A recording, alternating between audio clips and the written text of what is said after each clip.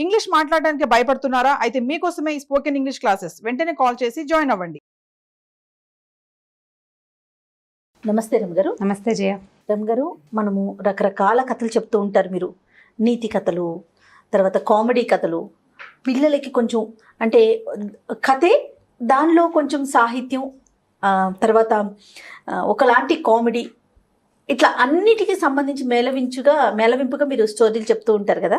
అయితే స్నేహితుల గురించి ఏదైనా ఒక స్టోరీ మీతో చెప్పించుకోవాలనుకున్నాను నేను ఈరోజు. స్నేహితులు అంటే ఏవో రకరకాల కథలు ఉంటాయి కదా జయ. మనం ఎలా చెప్తామంటే రామాయణంలో సుగ్రీవుడు రాముడు ఫ్రెండ్షిప్ చేశారు, భారతంలో అర్జునుడు కృష్ణుడు ఫ్రెండ్స్. ఇప్పుడు ఉత్తమ స్నేహాలకి గుర్తులు వాళ్ళ గురించే చెప్పాలి.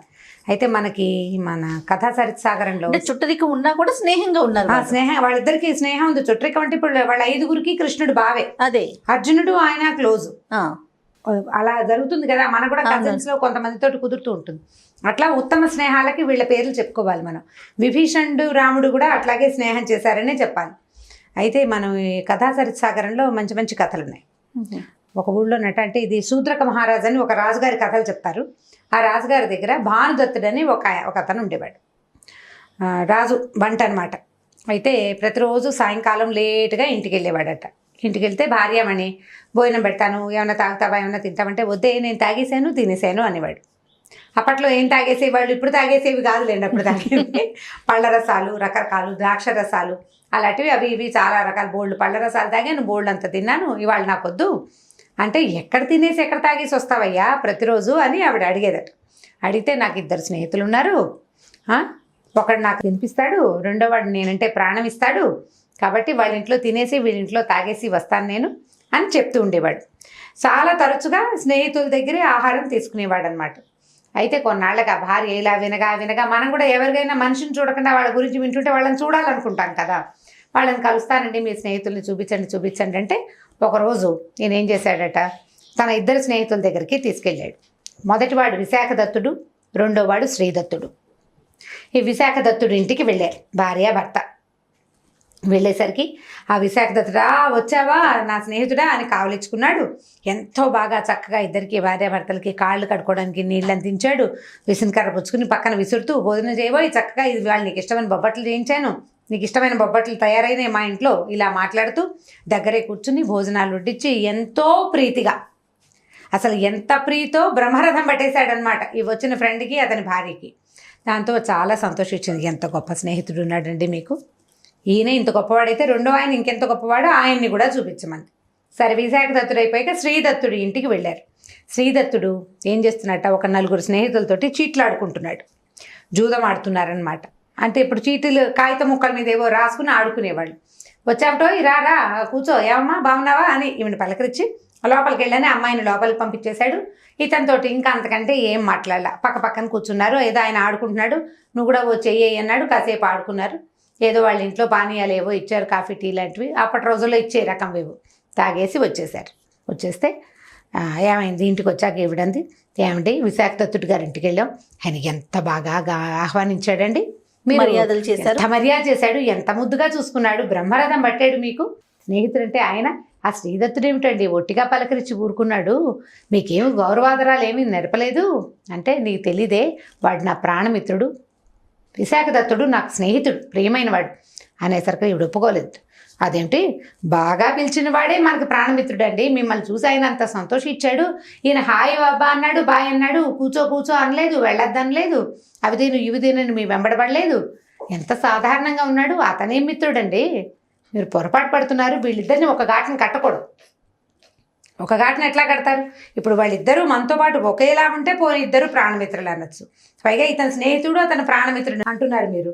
ఈ ప్రాణమిత్రుడు అయిన వాడు ఎంత ప్రీతిగా ఉండాలి, ఏమీ లేదు అంటే ముట్టనట్టున్నాడు, అందరితో పాటు వీడు వచ్చాడు అన్నట్టుగా చూశాడు మిమ్మల్ని, ఏమో నాకు నచ్చలేదంటే అని.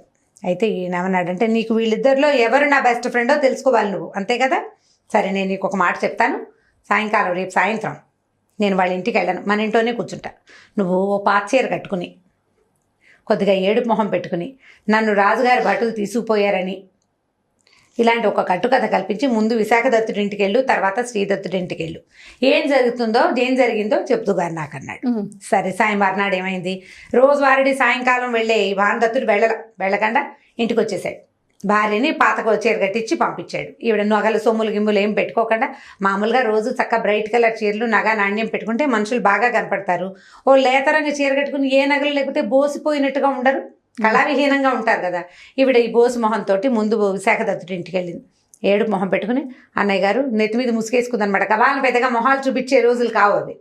అన్నయ్య గారు మీ స్నేహితుడిని రాజుగారు సైనికులు పట్టుకెళ్ళిపోయారండి, అంగరక్షకులు ఎవరో కొండాలు చెప్పారట, రేపొద్దునే చెరసాల్లో వేసేస్తారు, ఇందాకే తీసుకుపోయారు, ఇప్పుడు నేనేం చేతుండ్రా దేవుడా అని వాళ్ళ గుమ్మం దగ్గర కూర్చొని నెత్తి మీద చేయబెట్టుకుని ఆయన కూడా అయ్యో ఎంత కష్టం వచ్చిందమ్మా నా మిత్రుడికి, ఏం చేస్తామమ్మా, రాజుకు ఎదురెళ్ళలేం కదా, ధైర్యంగా ఉండమ్మా, ఇంటికి వెళ్తావా, బండి కట్టిస్తాను, ఇంటికి వెళ్ళమ్మా, ఇలా రోడ్ల మీద తిరగటం మంచిది కాదు, చీకటి వేళ ఆడపిల్లవి, ఇంటికి వెళ్ళిపో, మనం ఏం చేస్తాం, రాజుకు ఎదురాడగలమా, రేపటి సంగతి చూద్దాం ఏమవుతుందో, పాపం నా మిత్రుడికి ఏం రాసి పెట్టిందో, రేపొద్దున దేవాలయానికి వెళ్ళి పూజ చేయిస్తానమ్మా, నువ్వు ధైర్యంగా ఇంటికి వెళ్ళమ్మా. బండి కట్టించాడు. బండి ఎక్కింది ఈవిడే. అప్పటిదాకా నడిచి వచ్చింది, అలసిపోయినట్టు కనపడాలి కదా. ఈ బండి ఎక్కి అబ్బాయి శ్రీదత్తుడి గారింటికి పోనీరా అని ఆ బండిని శ్రీదత్తుడి ఇంటికి తీసుకెళ్ళింది. ఈ శ్రీదత్తుడి ఇంట్లోకి వెళ్ళింది. ఈ అమ్మాయిని చూడగానే ఇదేమిటి ఇలా ఉన్నావు అని ఆయన అడిగాడు. ఏమిటమ్మా ఇలా వచ్చావు, ఈ నగా నాణ్యం లేకుండా ఇలా ఉన్న కళావిహీనంగా ఎందుకున్నావు అని అడిగితే, మీ స్నేహితుడిని రాజుగారి సైనికులు పట్టుకెళ్ళారండి అంగరక్షకులు, ఈయన ఏదో కొండాలు ఈయన మీద ఏదో కొండాలు చెప్పారట అనేసరికల్లా ఆయన వెంటనే ఉండు అని గబాలను లోపలికి వెళ్ళి కత్తి డాలు పుచ్చుకుని బయటకు వచ్చాట. పద, నా స్నేహితుడి కంటే ఎక్కువ రాజు, చూద్దాం అసలు మా వాడు ఒంటి మీద చెయ్యడానికి వాళ్ళకి ఎంత ధైర్యం, రాజు అయితే మాత్రం నేను ఒప్పుకుంటాను పద అని అమ్మాయిని బండెక్కి ఇచ్చేసి రైమని కత్తి డాలు పుచ్చుకుని పరిగెత్తుకుంటూ వచ్చేసాడు బయట. వచ్చి పద ముందు ఇంటికి వెళ్దాం, ఎక్కడ అతన్ని పట్టుకెళ్ళారో అక్కడ సాక్ష్యాలు ఏమిటి చుట్టుపక్కల వాళ్ళని కనుక్కుని అసలు ఏం జరిగిందో అక్కడ పద మనం వెళ్ళిపోదామని డాలు కత్తి పుచ్చుకుని ఈ అమ్మాయితో పాటు గబగబా ఇంటికి వచ్చేసాడు. వచ్చేసరికల్లా ఈ లోపలే పడుకుని ఉన్నాడు భానుదత్తుడు, లేచి బయటకు వచ్చి లేదు లేబోయి వదిలేశారు, రాజుకు అర్థమైంది నా సంగతి, నువ్వు అంత కంగారు పడబోక స్థిమితపడు, ఏమే నేను బాగానే ఉన్నాను, లోపలికి వెళ్ళి మంచినీళ్ళు పట్టరా మీ అన్నయ్య కానీ భార్యను లోపలికి పంపించి ఈ స్నేహితుడిని అనునయించాడు. మంచినీళ్ళు తెచ్చిచ్చారు, తాగాడు. ఇట్లాంటి వాటిలలో ఇరుక్కోవద్దు, జాగ్రత్తగా ఉండు, ఏదైనా ప్రమాదం వస్తే ముందు మా స్నేహితుడికి చెప్పాలని ముందు నాకు కబురు చేసి అప్పుడు చెయ్యాలి నువ్వు, అంతేగాని పిల్ల ఎంత కంగారు పడింది అమ్మాయిని రోడ్డు మీద పంపించావు అని స్నేహితుడిని కేకలేసి నాకేం మంచినీళ్ళు అక్కర్లేదు, ఏం అక్కర్లేదు, కాస్త ఏదైనా తిను తాగు అన్నా ఆయన ఒప్పుకోలేదు. ఈ లోపల నేను రంగరక్షకులకు చెప్పి పెడతాను, మా వాడి మీద చెయ్యేస్తే ఒప్పుకోనని ముందే చెప్తాను నేను అని బాగా గట్టిగా మాట్లాడేశాడు. ఏమీ లేదు, నేనంతా సర్దుబాటు చేసుకున్నాను, నువ్వు స్థిమితంగా ఉండు, ఏం పర్వాలేదు, రాజుతోటి మాట్లాడుకున్నాను నేనని శూద్రక మహారాజుతోటే నేను స్వయంగా మాట్లాడాను, అంతా సెట్ చేసుకుని ఇప్పుడే ఇంటికి వచ్చాను, నువ్వు వెళ్ళని ఆయన బండి ఎక్కించి ఇంటికి పంపించాడు. ఇప్పుడు భార్య వైపుకి తిరిగాడు. నీకు అర్థమైందా అన్నాడు. ఎవడు నా ప్రాణ స్నేహితుడు, అతను నన్ను బాగా చూస్తాడు, నాతో బాగా ఉంటాడు, బాగున్నప్పుడంతా బాగానే ఉంటాడు, నాకేదైనా ప్రమాదం వస్తే నా పక్కన నుంచోడు, అందరితో పాటు ఏరైనా బయట నుంచి చూస్తాడు, వీడు నాతో పాటు అందులోకి దూకటానికి సిద్ధపడతాడు, రాజు క్రోధానికి గురైన వాడి వెనకాల నిలబడ్డామంటే రాజద్రోహ నేరం, స్నేహితుడి కోసం అంత నేరాన్ని కూడా వాడు చేయటానికి సాహసించాడంటే వాడు కదా నిజమైన మిత్రుడు అని చెప్పాడు. ఆవిడకి అర్థమైంది, అసలు మనుషులను చూస్తేనే తెలిసిపోయింది కదా. మొదటిది బాగుంది ఆదరణ, మొదటి ఆదరణ ఏం తక్కువ కాదు, అది కూడా ఎవరన్నా ధైర్యం చెప్పడం ఎంత అవసరం, చాలా అవసరం. ఆయన బండి కట్టించాడు, మా అపేక్షగా మంచి మాటలే మాట్లాడాడు. మంచి మాట మాట్లాడడం వేరు, చెడుకు ఎదురు నిలవడానికి మన వెనకాల నుంచోవటం వేరు. ఇది 1% అయితే ఇది 100%.